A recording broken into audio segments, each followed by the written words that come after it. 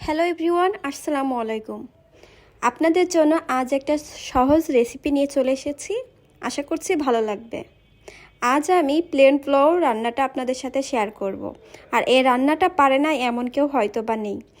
যাই হোক, চলুন আমি যেভাবে রান্না করি আপনাদের সাথে আজ শেয়ার করে দিই। তো ফার্স্টে আমি একটা প্যান বসিয়ে নিয়েছি, আর আমি ওই সাইড থেকে পরিমাণ মতো চালটা খুব ভালোভাবে ক্লিন করে আমি স্ট্রেনারে রেখে দিয়েছি পানিটা ঝরে যাওয়ার জন্য।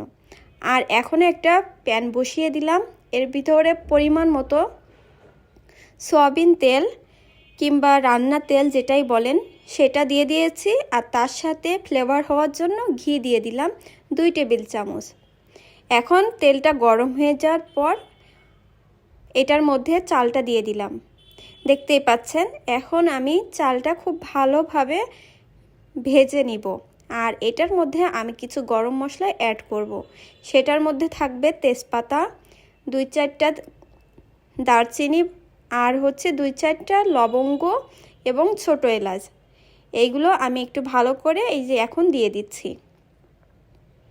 এইগুলো ফ্লেভার দিলে পোলাওতে অনেক ভালো আসে। আর বিশেষ করে লংটা দেওয়ার ট্রাই করবেন। লবঙ্গটা দিলে অবশ্যই পোলাওয়ার ভিতরে ফ্লেভারটা অনেক ভালো আসে। লংটাও দিয়ে দিতে হবে। এই যে আমি এখানে সব কিছুই দিয়ে দিয়েছি। এখন আমি খুব ভালোভাবে নাড়াচাড়া করে ফ্রাই করে নিব। আর পোলাও চালটা যখন ফ্রাই হয়ে যায় এটা বোঝার উপায় হচ্ছে নাড়াচাড়া করতে করতে একটা শব্দ আসে শনশন টাইপের। ওইটা শব্দটা হলেই বুঝতে পারবেন যে চালটা ভাজা করা হয়ে গিয়েছে। তো আমি এখন খুব ভালোভাবে নাড়াচাড়া করে নিচ্ছি। খুব সহজে এই রান্নাটা হয়ে যায় মাত্র 5 মিনিটের মধ্যে। দেখতে পাচ্ছেন আমি যতটা সম্ভব খুব ভালোভাবে নাড়াচাড়া করে নিচ্ছি।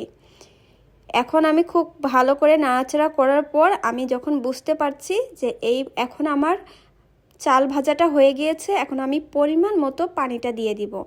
আর পানিটা দেওয়ার উপায় হচ্ছে যতটুকু চাল তার ডাবল পানি হবে। আর আমি ওই সাইড থেকে পানিটা গরম করেও নিয়েছি। অনেকে ঠান্ডা পানি ইউজ করতে পারেন, কোনো সমস্যা নেই, ঠান্ডা অথবা গরম যে কোনো একটা দিলেই হবে।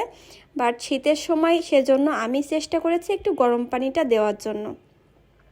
দেখতেই পাচ্ছেন আমি এই কাপটা মেপে আমি চাল দিয়েছিলাম, সেজন্য আমি এই কাপটাতে মেপে আমি এখানে পানিটা দিয়ে দিচ্ছি।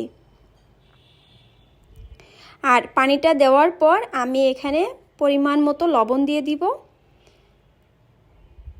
আর আমি এখানে আজ কিছু পরিমাণ সবজি ইউজ করব। যেহেতু শীতের সময় রান্না করছি, সেহেতু শীতের সময় রান্না করতে গেলে একটু গাজর আর হচ্ছে মটরশুঁটিটা দিলে পোলাওটা খেতে খুব ভালো লাগে প্লেন পোলাওর মধ্যে। যাই হোক, আমি এই যে এখন লবণটা দিয়ে দিলাম। আর আমি এটার মধ্যে 2 টেবিল চামচ পরিমাণ গুঁড়া দুধটা দিব। আর গুঁড়া দুধের পরিমাণ কিংবা আপনার লিকুইড দুধও দিতে পারেন, সেটা দিলে পোলাওর টেস্টটা আরও বেশি ভালো আসে। আমি আমার পরিমাণ মতো এখানে গুঁড়া দুধটা অ্যাড করে দিয়ে দিয়েছি। আর এখন আমি দিয়ে দিব সবজিগুলা। গাজর মটরশুঁটি আমি পাশ থেকে ধুয়ে রেখে দিয়েছিলাম, সেটা এখন দিয়ে দিচ্ছি। দেওয়ার পর আমি এখানে একটু অল্প পরিমাণে আদা বাটা আর রসুন বাটাটা অ্যাড করব। আর আমি এটা ভাজার সময় দিইনি, কারণ ভাজার সময় যদি ওইগুলো দিতাম তাহলে পোলাওটা আর সাদা থাকতো না, ওইটা ব্রাউন কালার চলে আসতো। যেহেতু আমি চাচ্ছি পোলাওটা ব্রাউন কালার না হয়ে হোয়াইট কালার থাকুক, সেজন্য এখন আমি পানির মধ্যে আদা বাটা রসুন বাটাটা দিয়ে দিচ্ছি। ব্যাস, আমার আর কোনো কিছু দেওয়া লাগবে না। ও হ্যাঁ, এর ভিতর কিশমিশ দিতে ভুলবেন না। এখন আমি খুব ভালো করে নাড়াচাড়া করে ঢাকনা দিয়ে ঢেকে রেখে দিচ্ছি। আর চুলোর আঁচটা একটু কম রাখবো। রাখার পরে আমি ঢাকনা দিয়ে ঢেকে রেখে দিচ্ছি যতক্ষণ পরিমাণ না পানিটা টেনে আসে।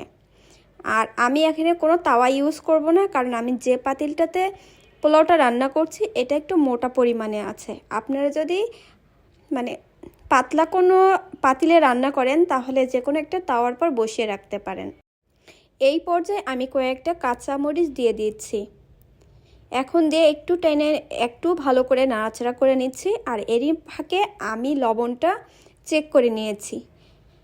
ব্যাস, আমি এখন আর কিছুই করব না। এই মুহূর্তে আমি চুলাটা বন্ধ করে রেখে দিচ্ছি। একটু পরে ফিরে আসলাম। এখন দেখতে পাচ্ছেন একদমই ভাতটা টেনে এসেছে। ব্যাস এখন একটু চুলাটা ধরিয়ে একটু গরম করে নেব। খুব সহজে 5 মিনিটের মধ্যে আমার পোলাওটা রান্না হয়ে গিয়েছে। আপনাদের কাছে ভিডিওটি এবং রেসিপিটি কেমন লাগলো অবশ্যই কমেন্ট করে আমাকে জানাতে পারেন।